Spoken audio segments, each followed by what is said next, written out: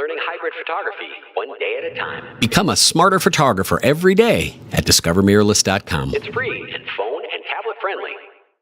We're here today to talk a little bit of Premiere Pro, and let's start that conversation by talking about who Premiere Pro is really aimed at. Well, they call it Premiere Pro, and they don't do that by accident. It is really aimed at the advanced user, in my opinion. However, it is pretty easy to use if you know the basics of editing. It's something that you can learn. In my opinion, and as somebody, as we were talking about before, Carol, as someone who's used Photoshop since 1995, technology is always progressing. Software is always being improved upon and added to. And Premiere Pro, just like Photoshop, which is part of the Adobe Creative Suite, has been progressing the same way. I still don't know everything that Photoshop does. So even if I learn everything that Premiere Pro does today, CS7 comes out and I have to relearn new stuff on there as well. Go ahead, Steve. Yeah, I agree with you there. I've found it all to be pretty easy to use, though. But if you're jumping between mass versions like CS2 or something up to CS6, yeah, you're going to be really confused. Same thing with Final Cut Pros, any of the older Final Cut Pros, and then you jump into the new ones, or just Final Cut Pro X. That's probably the largest time getting used to a new application I've ever had. That's a really tough one to learn. Well, awesome. So now that we've kind of defined that audience for who really might be interested in this, let's do a quick round of introductions and then get right into looking at Premiere Pro. My name is Carol. I'm a portrait and sports photographer in Wisconsin, and my interest in conning these two gentlemen into doing this Hangout with me is that I am new to hybrid photography. I've had my mirrorless camera for a while, but it's really only been a few months that I started making video along with my stills. And that puts me in the market for the video editing piece of my workflow. I'm not going to be a power video editor, at least not for a while. So I'm looking for something simple. I am a Creative Cloud subscriber, so Premiere Pro is something that I can use within my subscription. And here we are today. So I'm going to ask the gentlemen to introduce themselves, and then we're going to turn it over to Stephen, who's going to give us a nice basic overview of Premiere Pro. Well, I'm Scott Giorgini. I am also a hybrid hero on discovermirrorless.com. I have another website called mirrorlesscentral.com, which basically showcases mirrorless cameras, hybrid photography, and all the technology and gadgets and gear that make it all work. I come from the TV studio and actually radio production industries, and I've been into both audio and video editing for a long time. But like I said, there's always something new to learn, and I'm always happy to sit down and learn it. So hopefully Stephen's going to show me something fun today. All right, guys, I'm Stephen Lynch. I'm a pro photographer out in Los Angeles. I do a lot of portrait work, but actually I pick up a lot of editing work being in LA because it's kind of the place, especially with acting reels and stuff. So I have a lot of experience editing. I'm pretty new around here. I guess I'm the newest hybrid hero on discovermirrorless.com. And it's a lot of fun, and I'm switching over my photography business to doing more hybrid e-products, and I'm actually really excited about it because I'm actually going to be starting sort of a new venture hybrid studio for Los Angeles. So that's something we're working on and getting ready to make a big announcement after we get a few demo products done, which I've been working on. So I am pretty experienced in editing, and I've been doing it for about 8 or 9 years, maybe 10 or 12. I can't remember now. It's been a long time. Yeah, but now they all know why I came to you for this overview in Premiere Pro, because you've got the experience. So the first time I went into it, I was so utterly confused I closed it, and that was that. And then Stephen and I had a conversation, and he showed me some things, and I went, oh, that's not so hard. So Stephen, can you give us that little overview, sort of like you did for me the other day, and let the audience see what I saw? Oh, sure, Carol. As you see, I did the video before on that we put up, my blog post, about why I choose Adobe products. So that kind of gives an idea. If you haven't seen it yet, I advise anyone to check it out. Let me switch over to my screen, and I'll give you a little bit of a demo. All right. Okay, so this is a hybrid trading card that I created over the weekend. And it was a very simple thing for like a concert band. And one of the coolest things about using the Adobe software is that you can transfer between the programs seamlessly.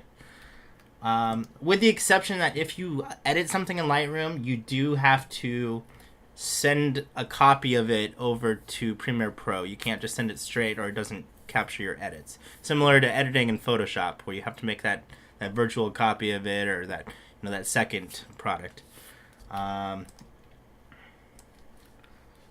I'm gonna go ahead, and this is my project. I'm gonna start a new one here. So I'm gonna go ahead and say new bin, and that'll give me a new folder to work in. Now back over to my Lightroom feed. I'm just going to grab a couple of these images and a couple of video clips.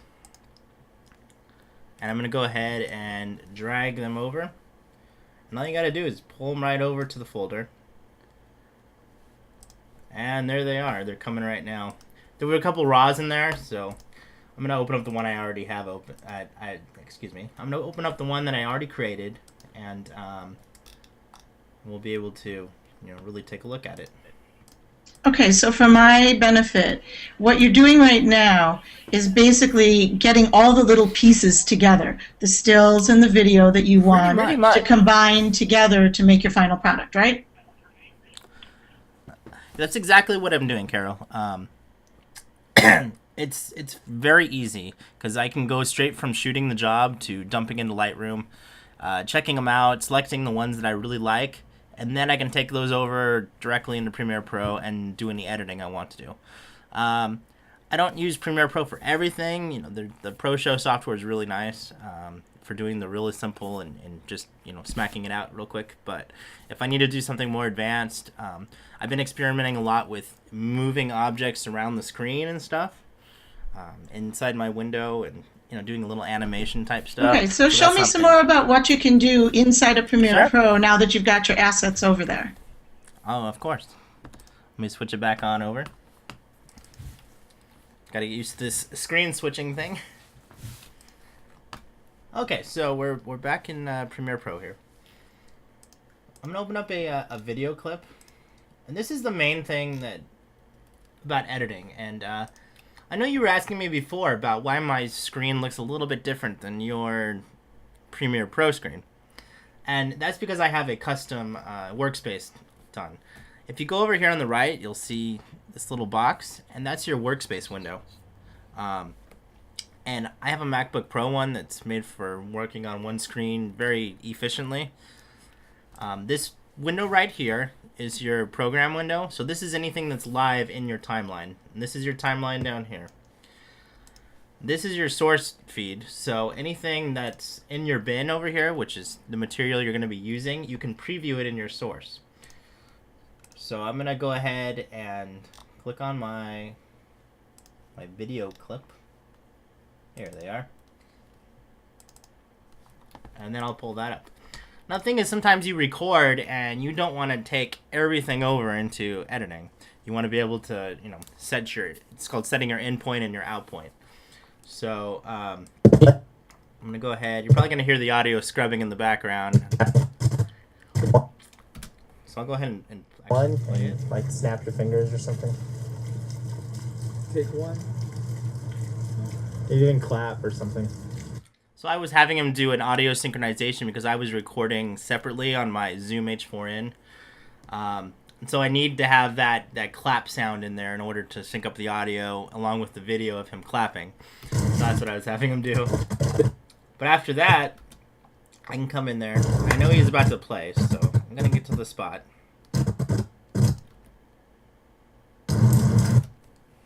Okay, so I'm going to go ahead and set an endpoint. You can do it by setting this one right here. This is called mark in. I prefer to use my keyboard commands, which is the letter I on the keyboard sets the in point. And to set an out point, it's the letter O.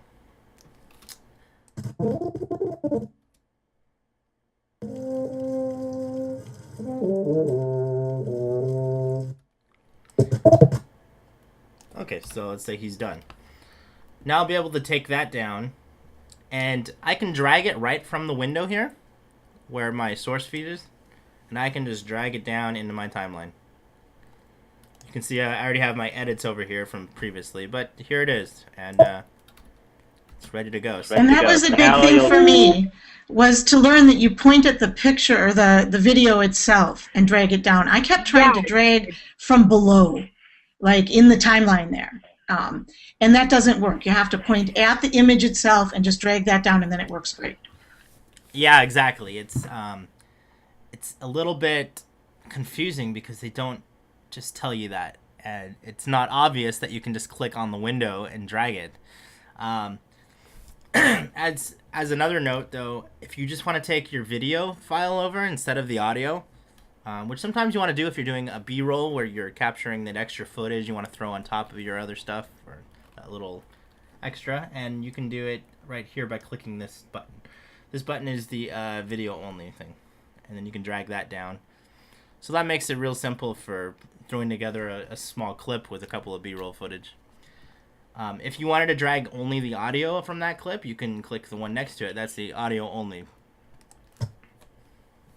which goes down here. That's the other thing about timelines, is that they're in two sets. The top, it's split in the middle. The top section is all video clips. The bottom section is all audio clips. And you can see down here that everything is titled by audio track or video track. This is pretty unanimous for all nonlinear editing systems. With the exception of Final Cut Pro X, they have a different naming scheme and a way of portraying it. It's a little bit confusing coming into it. That's what I mean when I was switching to Final Cut Pro X. It was not the easiest thing to learn right away. It was much more. I find though, Steven, Final Cut Pro X, if you know how to use Final Cut Pro 7, is a lot more confusing than learning Final Cut Pro X if you use iMovie. For me, it just seems like they kind of based it more on that model. Yeah, exactly. They really switched it over to using a very advanced iMovie engine for Final Cut Pro X, which isn't necessarily a bad thing because it's getting the normal consumer into more advanced editing. I used it for a long time to make some E&G pieces, news gathering pieces, and it actually worked really well for that. It has an auto synchronization with audio files, which is something that Premiere Pro just doesn't have yet. I was hoping they would bring it out in CS6. I like the fact that I can click on a specific file to make it be on. You can just say sync it up and it works. Yep. And makes life a lot easier. I'm not a big fan of using pluralize and dualize. I find it to be a little confusing, and if you're doing a huge project, big like an event that you're recording, say a performance or something, then pluralize works really well because it lays everything out in the track. Do you know what pluralize is, Carol? Well, I do, but I think for the sake of our audience, you should probably give us the short version.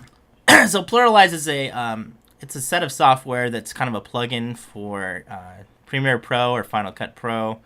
They also have a standalone version as well. And what it does is it takes your video files and your audio files, and it finds the similarities in them, and then syncs them up in one file. That sounds a little bit confusing, but it is a little bit technical, and that's why I don't like using it all the time either. And so for those of us who are really at the beginner phase, and we have a hybrid camera and maybe even a microphone, so we're capturing everything at once, we don't need to worry about that. If you are running audio straight into your camera, I know you have a GH3, and you can run audio straight into the GH3, you don't have to worry about any of that.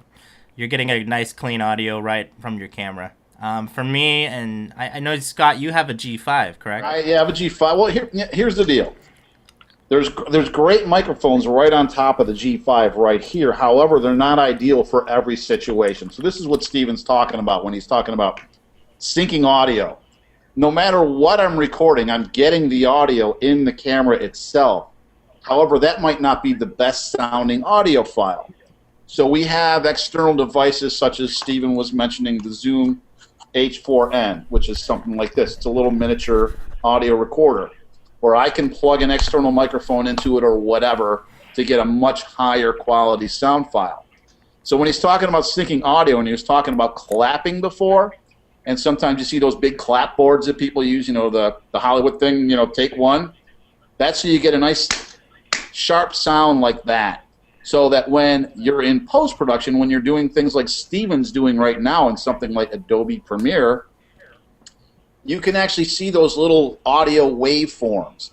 So you have your file that came out of the camera, then you have the one that came out of the Zoom, and you have that big sharp spike from where you clapped, and you match them up. And that's what he's talking about, syncing audio files. It's that simple. Awesome. Okay, you make it sound simple. Yeah. So, That's Steven, the now- easiest way to do it, though, is to do it by eyeballing it, especially if you're a beginner, because you have a visualization, and you don't have to worry about complicated software trying to do it. Okay, so back to Premiere Pro. So far we've got assets in, and we've grabbed a clip, and you showed us how to put it into the timeline. So for a moment, let's pretend we put all the clips we need in the timeline. How do I get my finished piece from Premiere Pro out so that I can publish it or whatever it is I'm going to do with it for my client? So when we take it back over to Premiere Pro, and the thing about getting it out of Premiere Pro, that probably confuses a lot of people because they don't know what settings to use or things like that. You do have to render your timeline before you can export. There is the option to use your preview files from your rendering to get your export out faster, or you can do a high quality output when you export it. All these things are very technical terms, so for someone who's just getting started, it can get a little confusing. But rendering is what it does when it basically takes what you have laid out and it's compiling all the necessary files to make that play smoothly. And basically, I'm not sure the right term on that. Magic. I call it magic. You push the render, let it go, and it's magic, and it's done. I think that's about accurate. It's pretty magical. But one of the good things about Premiere Pro is that you don't have to render all the time just to view your files. It has a really good engine in it, the playback engine, and it can pretty much compile it as it's playing it. It can get a little choppy sometimes, but a problem we used to have back in Final Cut Pro days was it wouldn't even show you anything until you rendered. It had a little screen that came up, and it just said render required, or yeah, and you got to sit there for 5 minutes and render one little clip in order to view it. And so yeah, Premiere Pro's done a great job at making rendering not as vital as it used to be at one point. So what you would do is once you got that done, here's another thing I forgot. You have to set what you want it to read from on the timeline, and that you do that with these little bars on top here. You basically set that, and that says, hey, this is where I'm going to grab from.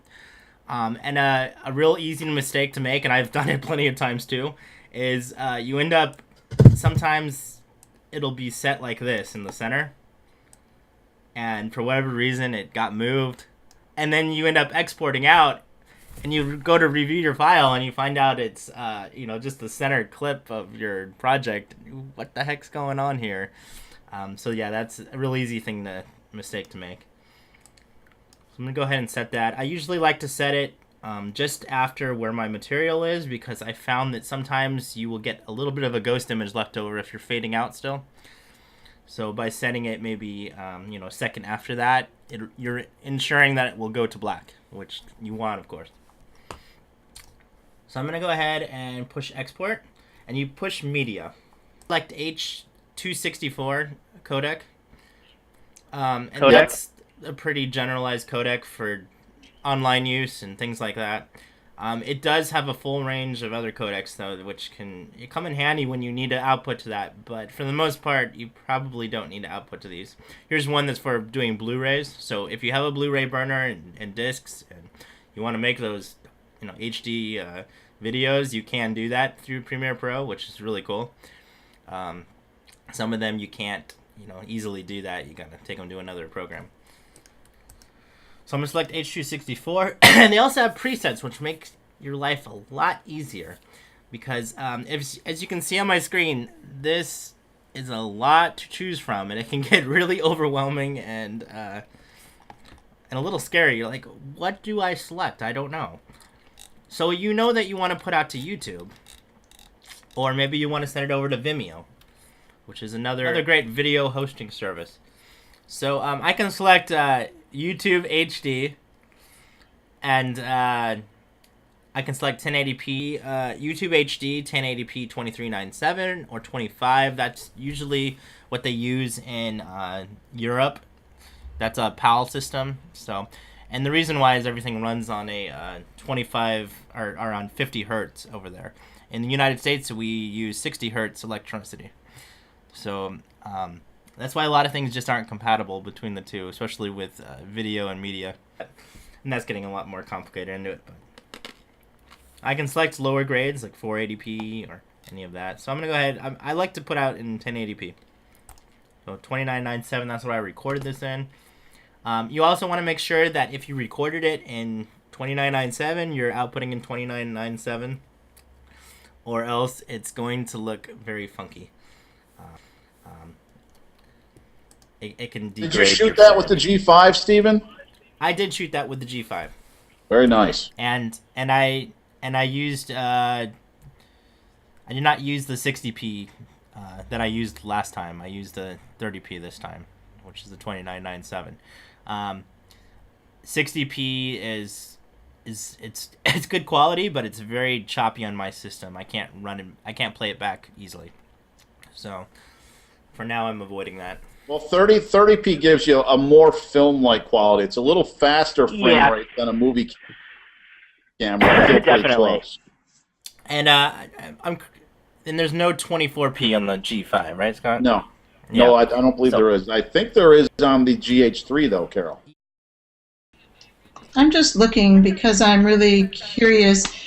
You said something, Stephen, about the choppy playback, which is a problem that I am having. And I wonder if it's the way I have my gear set up, the way I'm recording. So I'm going to look.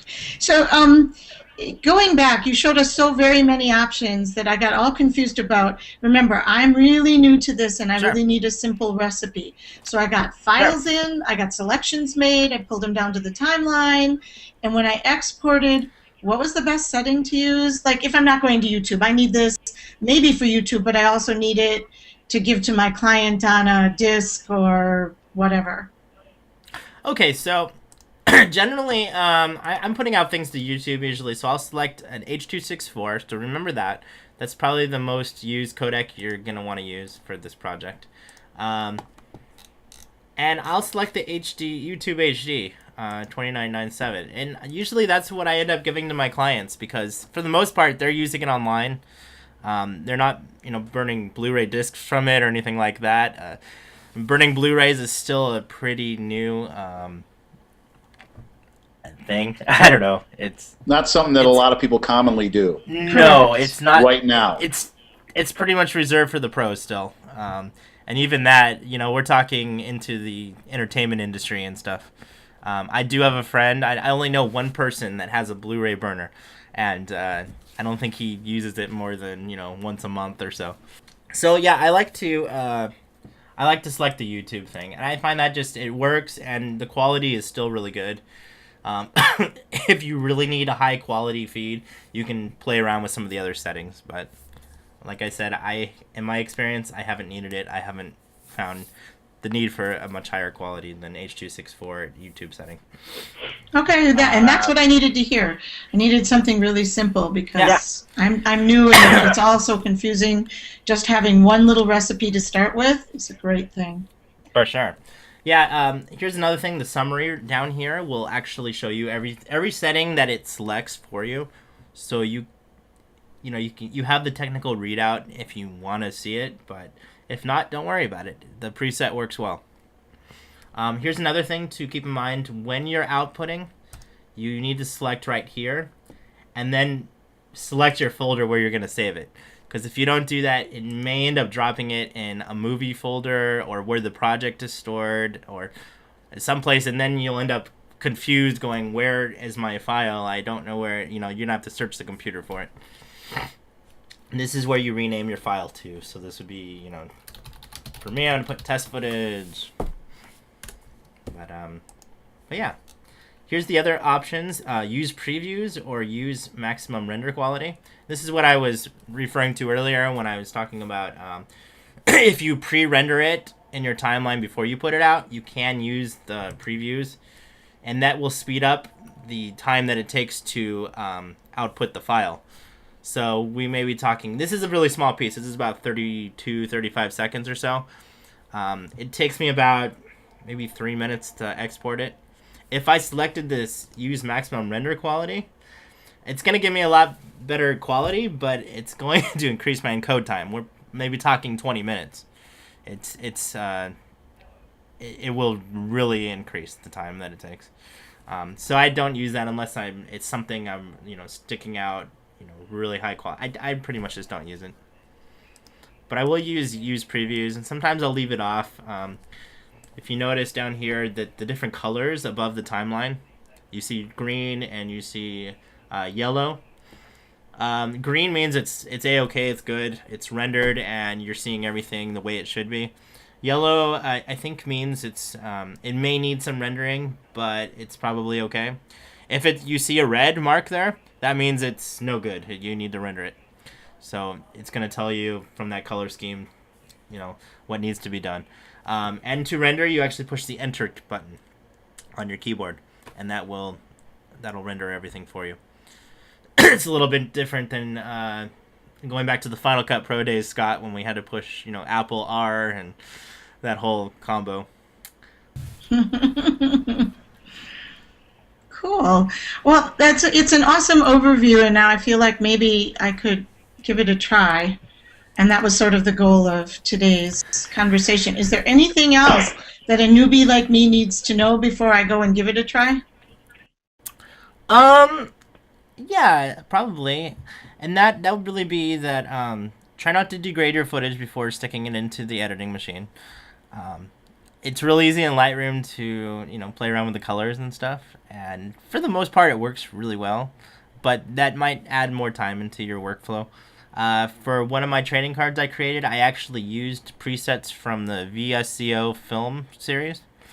I'm not sure if you guys know any information on that, but it's basically a set of presets where you have your film stock looks, like your Kodak Porta and series films.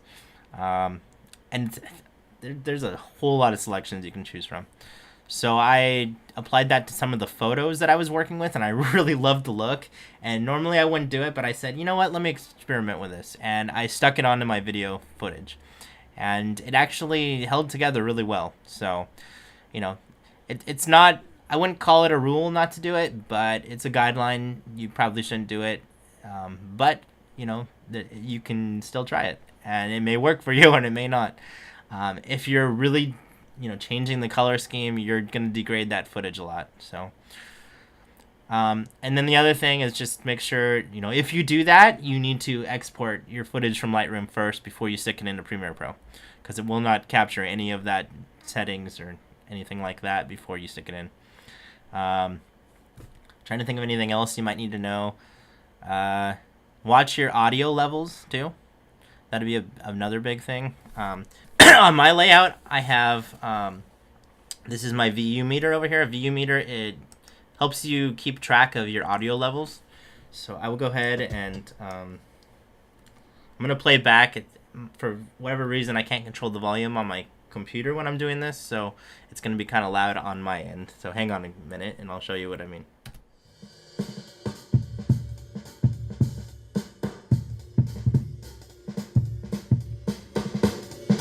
Okay, so you can see the little green bars jumping up and down. And for the most part, that is A-okay. That's good. If it hits red, though, and up here you'll see these go red, and they will stay red, that means that it overclipped, and you clipped your audio. And what happens when you do that is basically you overloaded the audio source, and it may be something you did when you recorded it, but when you output it, you want to try to avoid, doing that and sticking it out like that, because you can easily change your audio levels in your timeline by clicking on something and dragging it. You can see my little thing lights up. It's 6.02 decibels I've given on it. Besides, it starts at 0, and then negatives are when you go below what you put in there. So audio editing is really, half of what you're doing when you're editing. So it's something you don't want to necessarily not think about. But if you're recording a good source into your camera, then you should be pretty good coming out. There's a lot more advanced things that you can totally do with Premiere Pro, like getting into the special effects, and like I've been doing the animation stuff, moving things around the screen. But that's pretty advanced work, so... Yeah, let's keep it really simple for right now. Yeah, exactly. I think what we are focusing on right now, and like I said in the beginning, this is a pro-level tool. However, you don't have to think about it. Don't be overwhelmed by it. Right. By pro-level, I mean there's a lot of features on there. And Stephen and I could go on for hours about what this particular thing can do. But just start with the basics, and then concentrate on learning something new. Maybe every day or every week you learn something new about the tool.